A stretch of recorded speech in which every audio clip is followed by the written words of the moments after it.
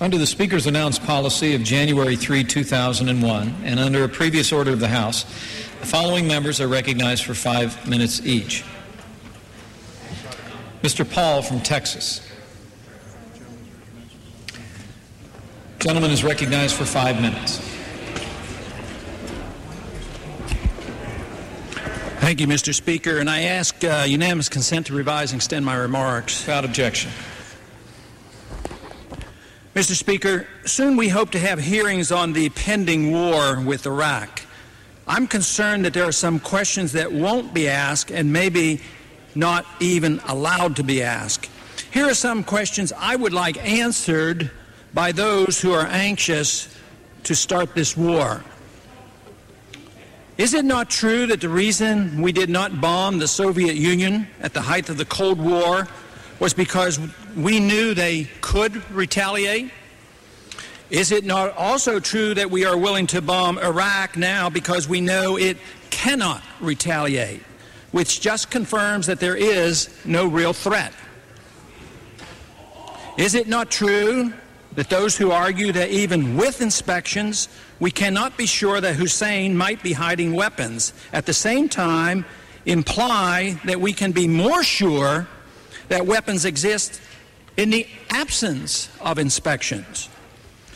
Is it not true that the UN's International Atomic Energy Agency was able to complete its yearly verification mission to Iraq just this year with Iraqi cooperation?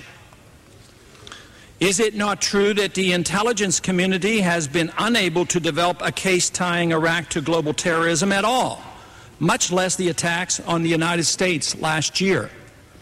Does anybody remember that 15 of the 19 hijackers came from Saudi Arabia and that none came from Iraq?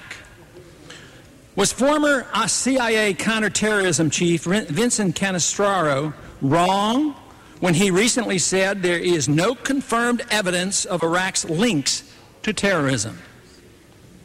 Is it not true that the CIA has concluded there is no evidence that a Prague meeting between 9/11 hijacker Atta and Iraqi intelligence took place? Is it not true that northern Iraq, where the administration claimed Al-Qaeda were hiding out, is in the control of our allies, the Kurds? Is it not true that the vast majority of the Al-Qaeda leaders who escaped appear to have safely made their way to Pakistan, another of our so-called allies? Has anyone noticed that Afghanistan is rapidly sinking into chaos, with bombings and assassinations becoming daily occurrences, and that according to a recent UN report, the Al-Qaeda, quote, is by all accounts alive and well and poised to strike again, how, when, and where it chooses, close quote? Why are we taking precious military intelligence resources away from tracking down those who did attack the United States and who may again attack the United States, and using them to invade countries that have not attacked the United States?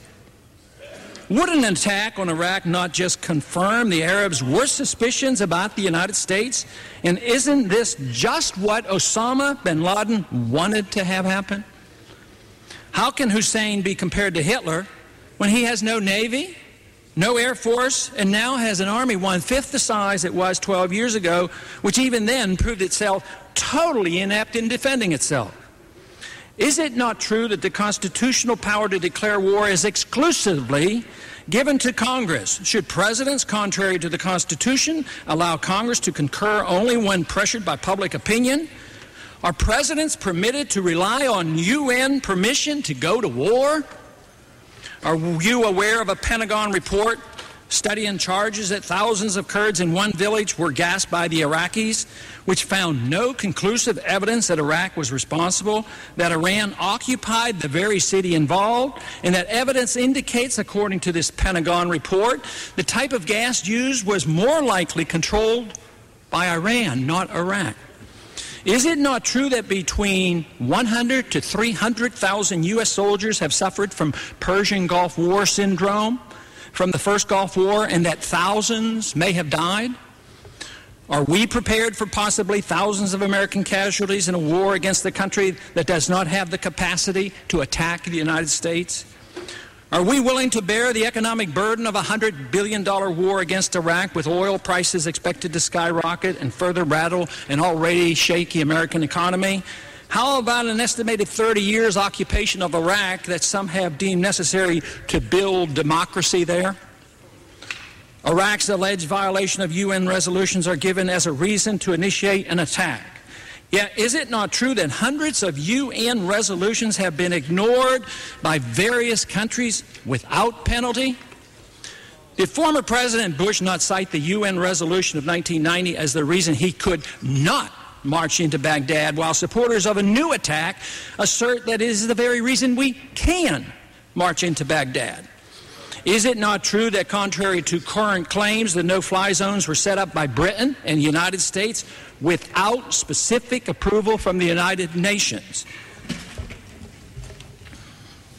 Gentleman's time has expired.